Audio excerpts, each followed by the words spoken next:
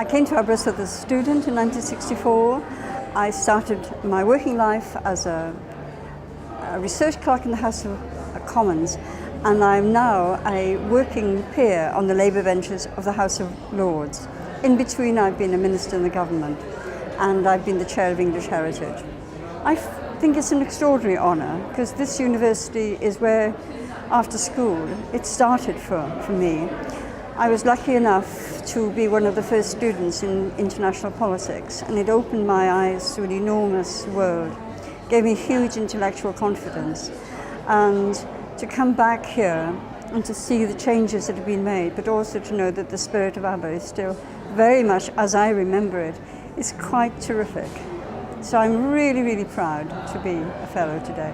In 1964, it wasn't that usual to go to university. So it was an enormous adventure, and I chose Aberystwyth against a lot of other universities because I wanted to do international politics.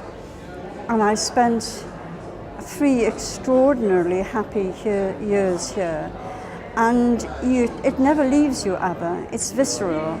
I haven't been back very much at all, but it lives with me on a permanent basis. And when I came back most recently and saw how beautiful it was, I'd completely forgotten it, how beautiful it was.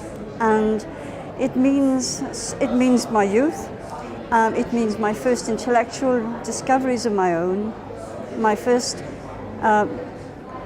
emergence as a scholar in some ways, but also as a professional person. I feel hugely privileged to have been here.